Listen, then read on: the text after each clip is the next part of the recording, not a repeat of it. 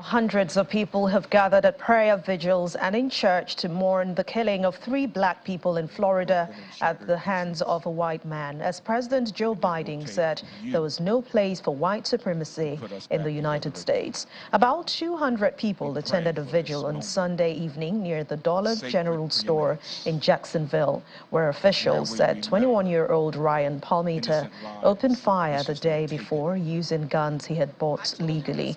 Religious leaders and government officials, including Florida Governor Ron DeSantis, came together to Jacksonville at a prayer vigil where several pastors from local churches called for healing.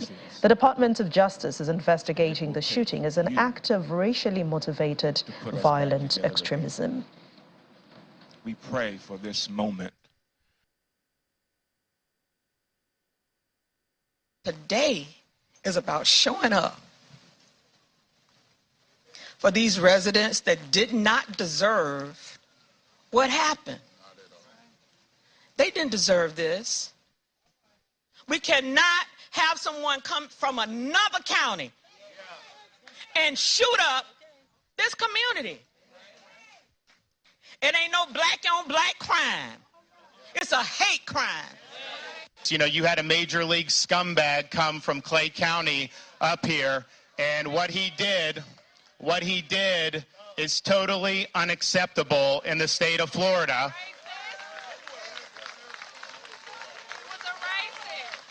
We are not going to let people be targeted based on their race. We are going to stand up, and we are going to do what we need to do to make sure that evil does not triumph in the state of Florida. And we've got to start seeing each other's humanity, hearing each other, listening to each other, talking to each other, and recognizing that no matter what, we are us. And we are all the same flesh, blood, and bones, and we should treat each other that way. Father, today we pray for healing. Healing for the families, healing for generational curses, healing for everybody that's here, God. Let your perfect will be done. But God, let us not leave here just speaking words. Let us leave here with a heart of execution to make our city better, to make it better for the next generation. Help us, God.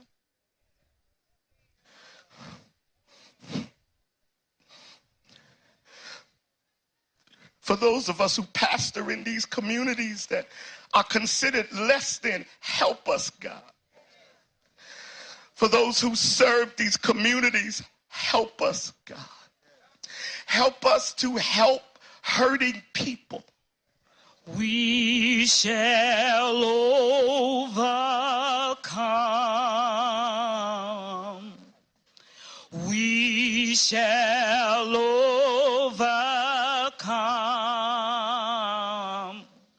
We shall overcome someday.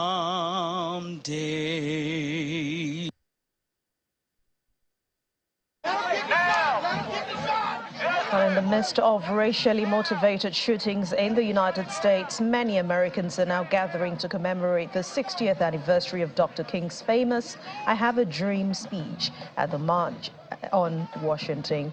Our Washington correspondent interviewed civil rights leader Rev Mark Thompson, who spoke about the importance of the 60th anniversary in the midst of the recent racially motivated shooting in Jacksonville, Florida. We have to go back and look at history itself. After the period of enslavement and the Civil War and emancipation, there was a period in American history called Reconstruction. We got the ballot. We were franchised as a people, at least black men were. There were thousands of African Americans elected across the South to state and county and municipal offices. We had former enslaved people elected to state legislatures and even to the U.S. House of Representatives and the U.S. Senate. That had to be stopped. And so the period after Reconstruction, when President Johnson, after Lincoln was assassinated, pulled the federal troops out of the South, the period after Reconstruction came to be known as Reclamation. And so there was fervent violence and voter suppression and black codes and segregation as a backlash or a white lash, if you will, to our empowerment right after the period of enslavement. I think we can draw a straight analogy between that experience and what has happened since we elected the first black president. And when you really think about it, I mean, it's almost an identical reaction. So here's a white lash. Because you have Barack Obama, you get a Donald Trump, who is the epitome of the Confederacy and what have you, the mentality, the culture. I think that's why it's happening. And we look at Jacksonville, hateful rhetoric brings about hateful actions. Violent rhetoric brings about violent actions. And we have turned into a country of nothing but violence.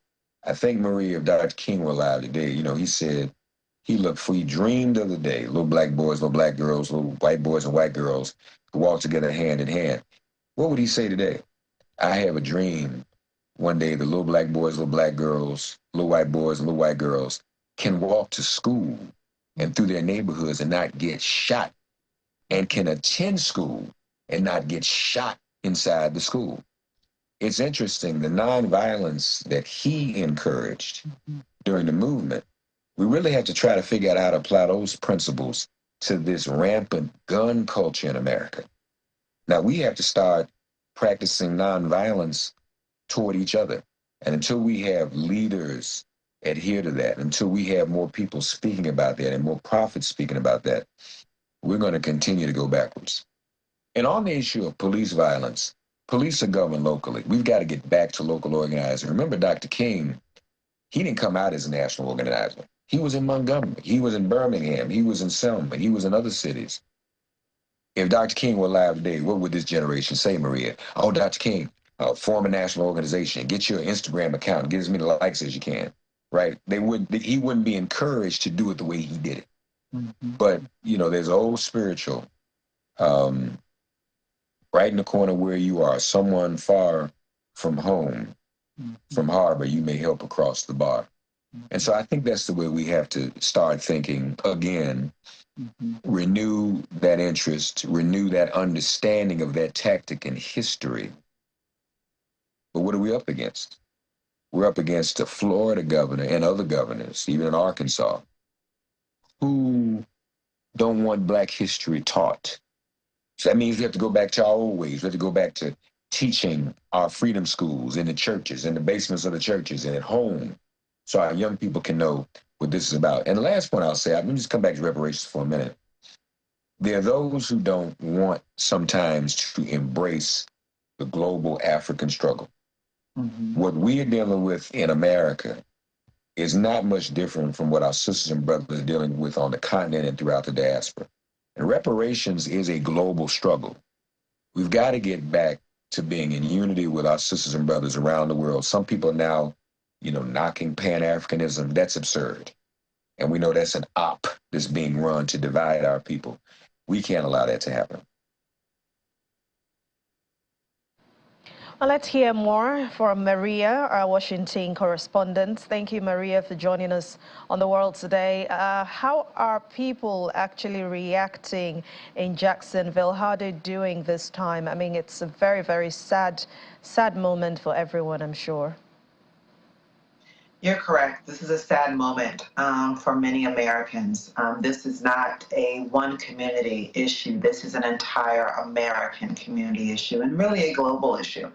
When you look at someone being very clear that they were targeting a specific racial group, and in this case, African Americans, and they were looking to kill African Americans and actually did kill 3 individuals for no reason other than the color of their skin, we are in very difficult and challenging and unfortunate times in the U.S. And as you're showing videos, and we just heard and talked about the commemoration of the 60th anniversary of the March on Washington, the real question is, how far has America come? Because as we know, American history doesn't just look at some of the racial inequality, but some of the violence. This is not a new conversation around violence.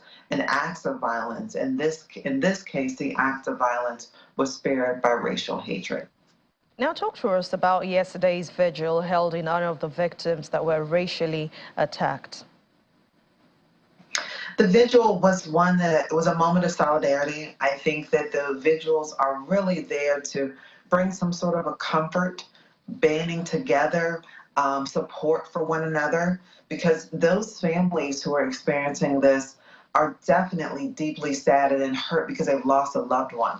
But imagine the communities and all of those across the country who witnessed this type of act happening and wondering, could this happen again in their own community? And just to think that as people, they're still being targeted for the color of their skin. So the vigil was a time of solidarity, a time of reflection, and really a time to say, you know, where do we go from here? Where are the individuals going to, and what is our government and the people, the activists, and the everyday American, what are we going to do to try to bring forth a culture that is accepting and loving of all people? And talking about where to go from here, what is the update at this time on investigations? What are the authorities saying? Are they probing this as an act of racially motivated violent extremism? Yes, and we can expect this to go before move to the federal government. It's going to probably move to the Department of Justice, the Civil Rights Division. They have been able to confirm this is a racially motivated crime. They have confirmed the 3 victims of this crime. Obviously, you know, they're going to be doing further investigation into the background and the life of the individual that conducted the crime and conducted the shooting and killed the individuals, trying to figure out if there's any other persons that could be tied to this. Is he a part of any kind of group, whether it's an online community, whether it's a community within his friend group, just to ensure that these types of acts of violence are not going to happen anytime soon again or anytime in the future. So they'll be doing investigation to really ensure that we will not see copycat crimes, which is the #1 thing they'll look for, and also that there's not a larger community that is planning other types of attacks as this. But shootings like this one, I mean, again, brings to the fore America's gun crisis and the gun laws in place enabling these crimes. What is the government doing about stopping this menace for good? I mean, from policies or just anything. I mean, for myself, for me, sometimes when I travel, I see how scared I am even to move around, not to talk of people who actually live there. Well, you know, it's an unfortunate reality that I think sometimes people have become numb to. Unfortunately, you hear about these crimes so often. You spend a day like today, which is just a couple days after the crime, and people are a little bit nervous, they're on guard.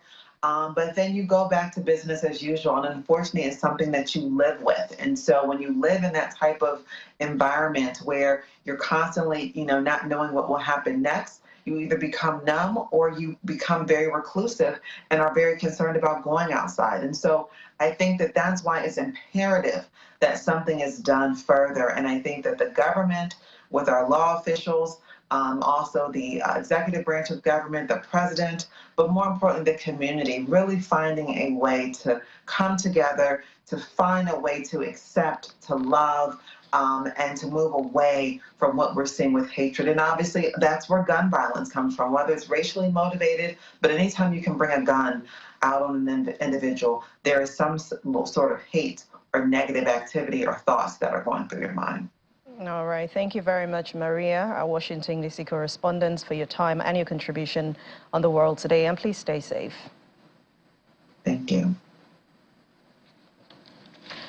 Let's talk weather now. Tropical storm Idalia has formed in the Caribbean and should strengthen into a hurricane, bringing high winds and storm surges to Cuba and Florida later this week. That's according to the governor, Ron DeSantis, who says the storm was sustained with high winds and could reach a Category 2 strength, with the forecast making a landfall in Florida on Wednesday. The governor said the hurricane could make landfall in northern Florida's Big Bend area, where the transitions into the peninsula.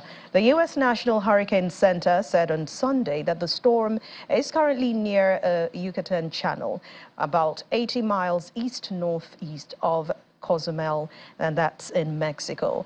The Miami-based weather forecaster said the storm could cause life-threatening storm surge and flooding from heavy rains along the parts of Florida's west coast and the Fendel in early hours of Tuesday.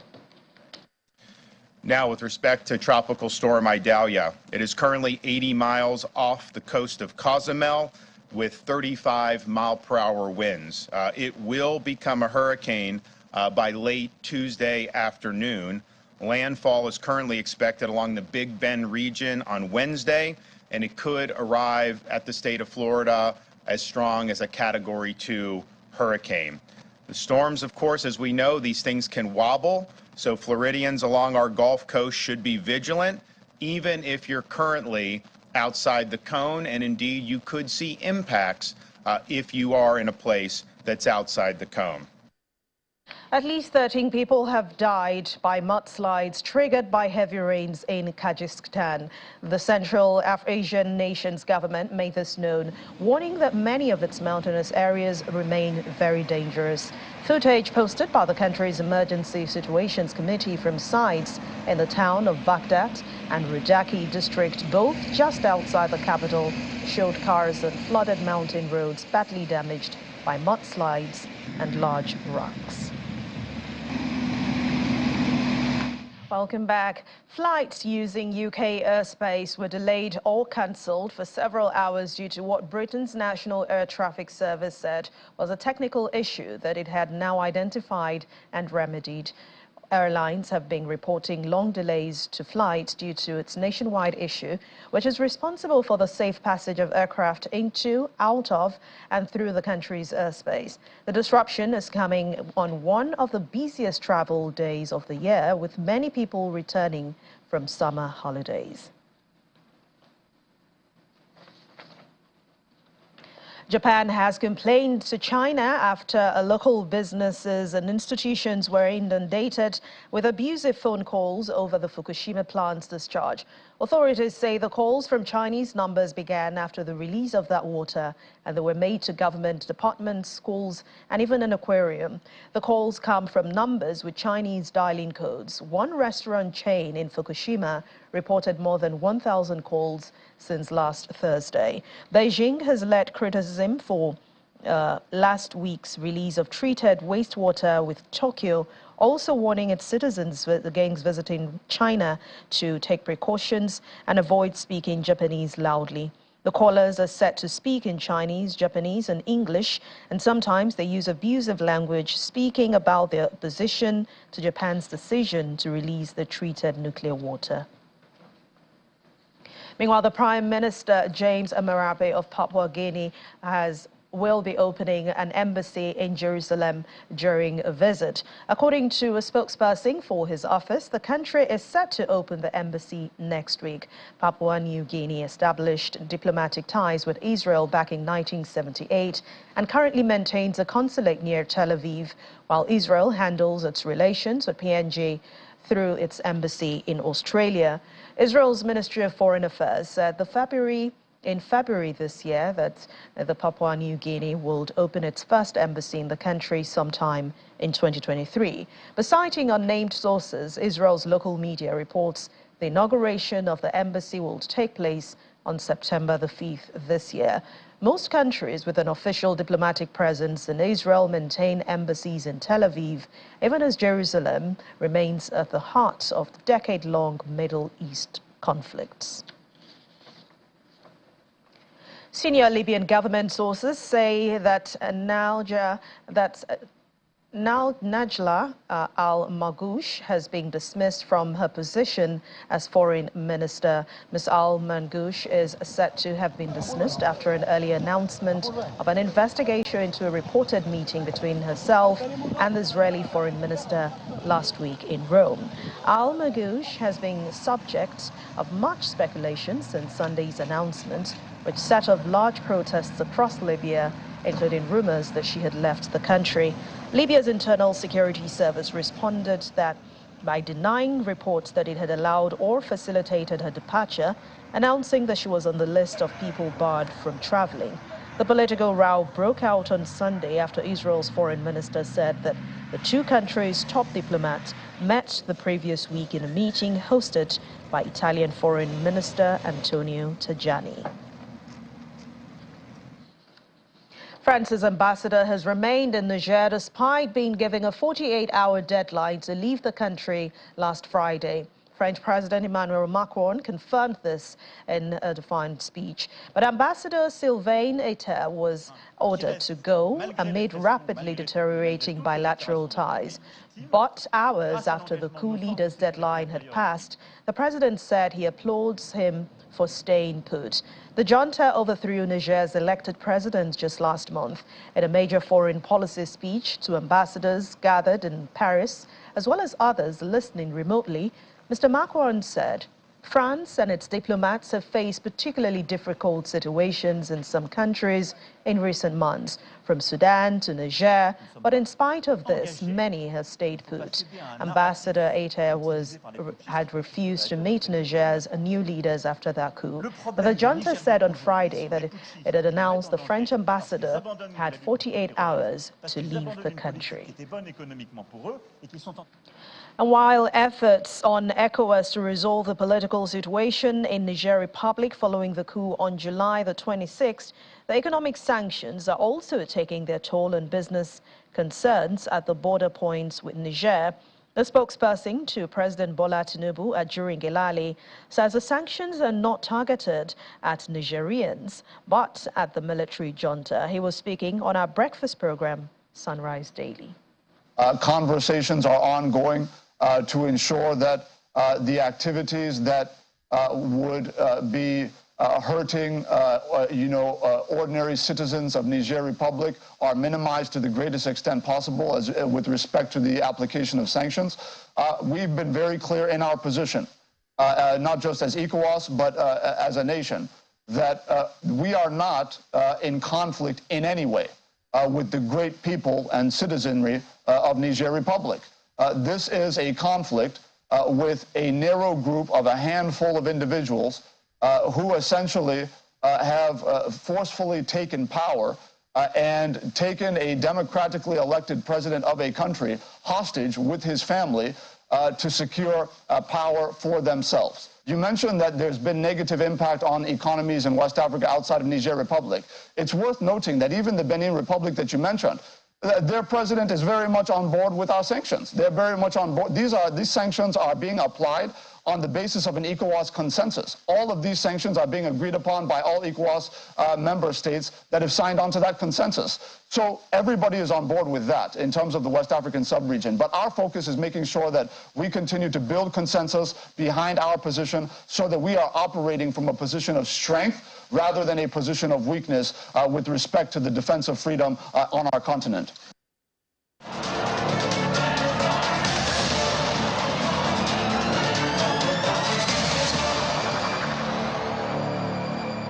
Let's shift gears now to the prolonged war in Sudan, which may appear to be one step from ending, with the country's paramilitary rapid support forces signaling readiness for peace, as well as indicating its willingness for a negotiated settlement. The RSF leader, Lieutenant General Mohamed Hamdan Diago, also known as Hemedti, has mapped out the group's vision to end the conflict between its rivalry force, the Sudan Armed Forces.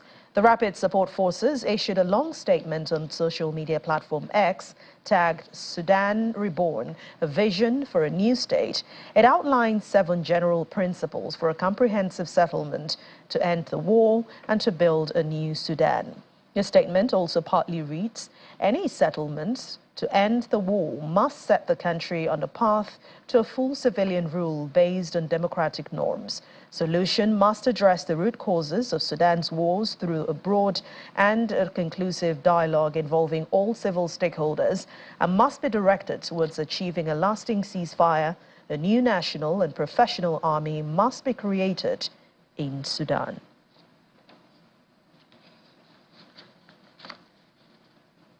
A report from UNICEF says that at least 2 million children have been forced from their homes since hostilities erupted 4 months ago in Sudan.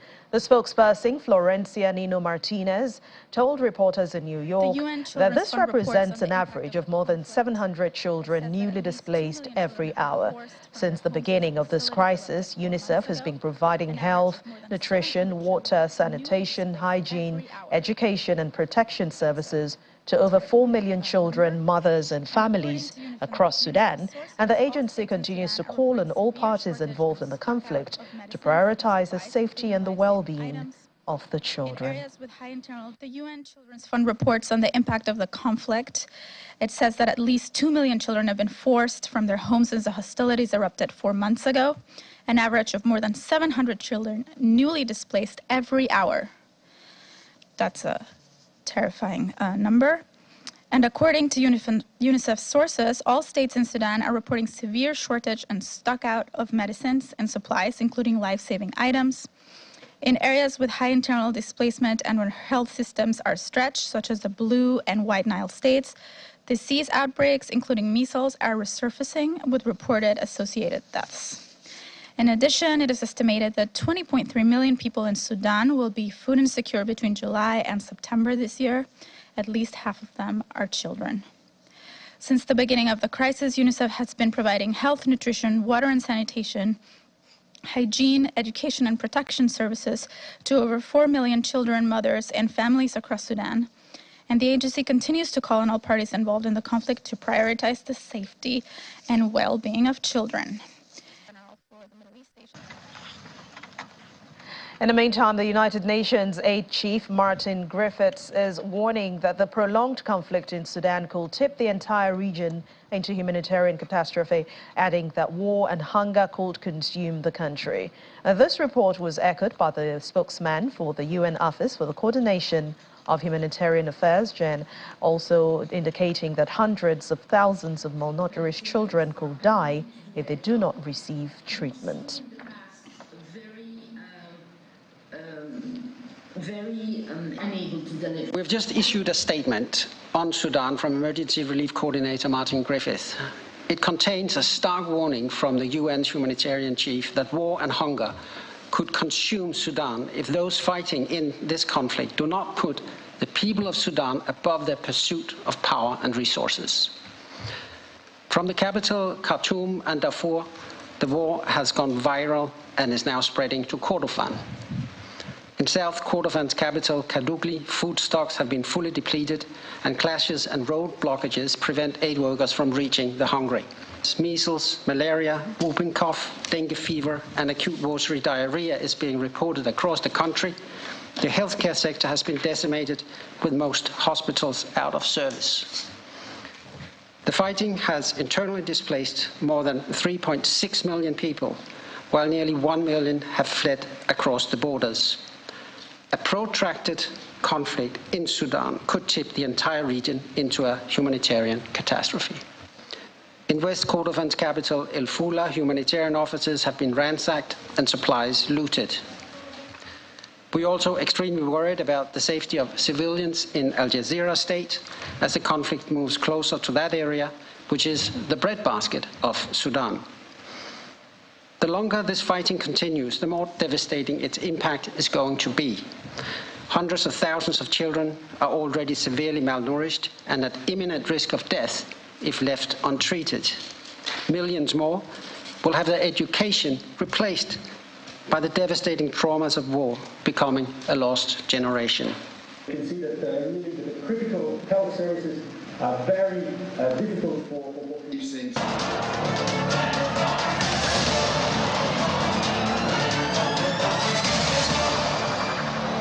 The runner-up in Zimbabwe's presidential election, Nelson Chamisa, has accused President Emmerson Mnangagwa of carrying out an electoral coup after he was announced winner of the general election. On Sunday, Zimbabwe's Electoral Commission announced President Mnangagwa's re-election for a second term. We continue to call on all our guests. A very happy President Emmerson Mnangagwa on Sunday welcomed results of the recently concluded election. which he said was peaceful and demonstrated the country's democracy as mature. Accepting the re-election in a press conference at State House in Harare, the president dismissed criticism by opposition leader Nelson Chamisa that it was a gigantic fraud. I'm sure that very few people in this country will say that the elections were marked by any violence, because there was no violence at all. And I think this is what we should, as Zimbabweans, cherish and continue to maintain. This is now shows how mature our democracy is.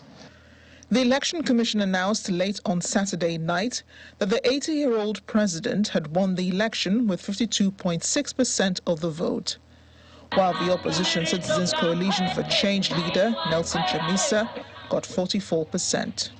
I, Priscilla Makanyara Chigumba, the chairperson of the Zimbabwe Electoral Commission, in terms of Section 110, subsection 3, do hereby declare that Mnangagwa Emerson Dambudzo of ZANU-PF Party has received 2,350,711 votes out of 4,468,730 valid votes cast, which are more than half the number of valid votes cast in the presidential election.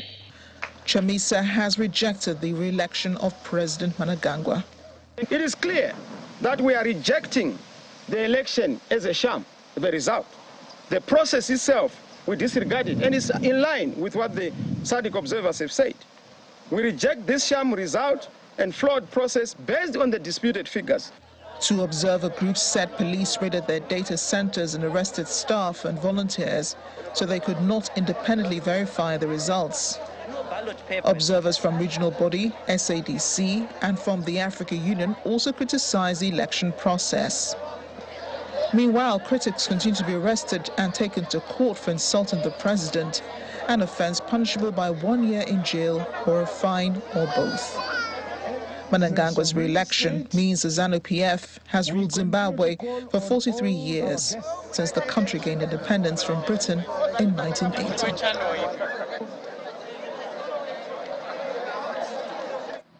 Let's head to Ethiopia now, where negotiations over the country's controversial mega dam on the Blue Nile River have resumed in the Egyptian capital, Cairo. The resumption of talks was confirmed in a statement by Ethiopia's communications office. The $5 billion hydroelectric dam has been at the center of diplomatic row for more than 1 decade now between Ethiopia and the two downstream countries, Egypt and Sudan, who cited fears that their essential water supplies are threatened by that dam. Several rounds of negotiations had been held, but attempts to ink a binding deal has not materialized. In July this year, Ethiopian and Egyptian leaders met, during which they agreed to return to talks. However, Ethiopia says the dam is part of its efforts to electrify millions of households, mostly in the rural areas. And as part of efforts to catch them young, South Africa's Reserve Bank has announced the winners of its Monetary Policy Committee Schools Challenge. This is an initiative with the aim of giving high school students an insightful experience into the mechanisms behind economic policy decision-making.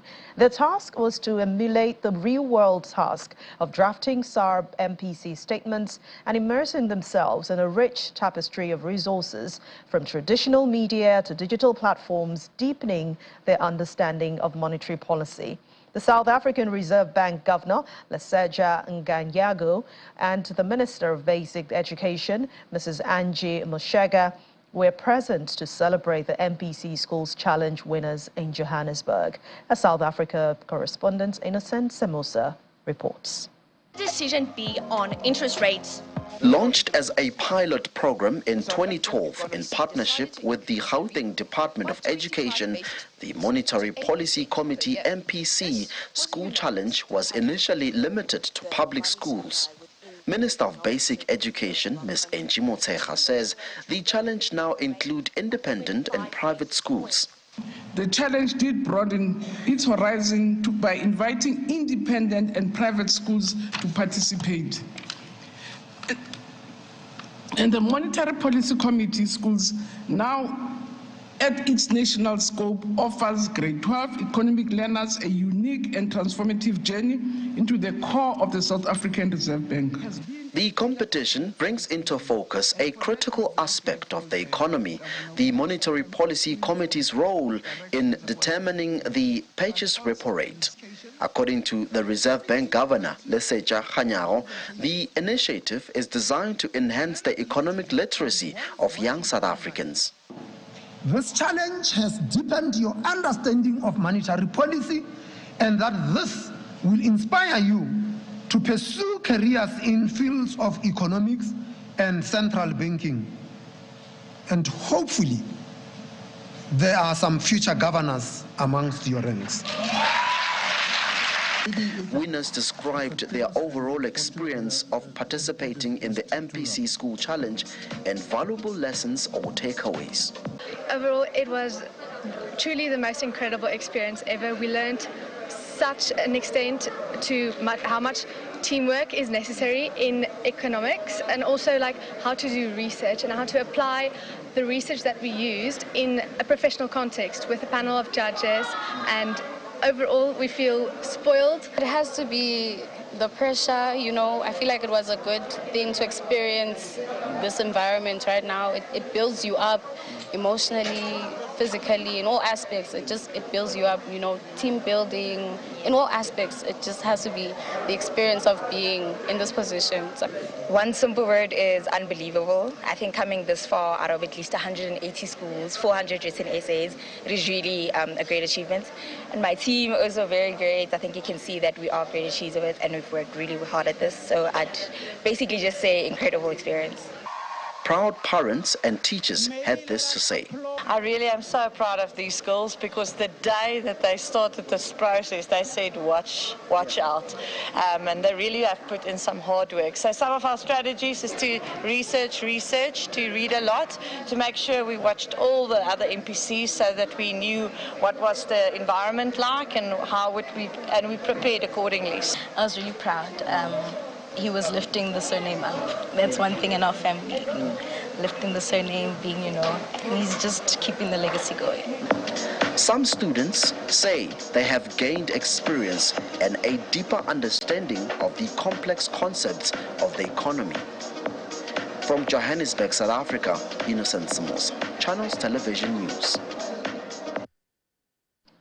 Newly arrived crew astronauts have emphasized the need for unity and cooperation as they were greeted by current members of the International Space Station.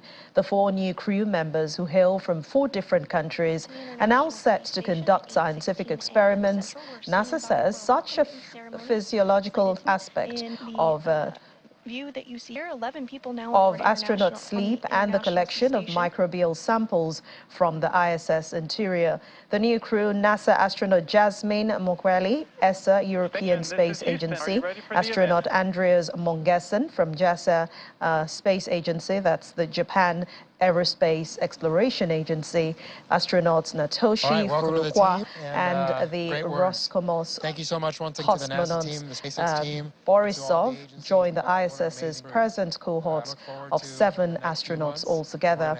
The SpaceX Falcon 9 rocket put the Dragon and its crew into orbit after launching from NASA's Kennedy Space Center in Florida, and that happened on Saturday. Thank you, station. We are now resuming operational audio communication.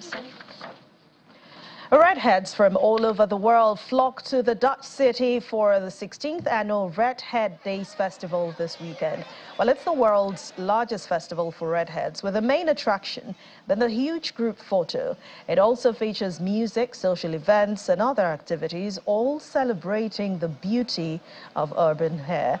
But the festival, which brings together people from up to 80 countries, features several activities and events for the redhead community. It all began back in 2005 when the Dutch artist Bart was looking for 15 red-headed models for a painting. The hair color is very rare in the country, although when 150 people turned up to that audition, he then decided to make the get-together an annual event.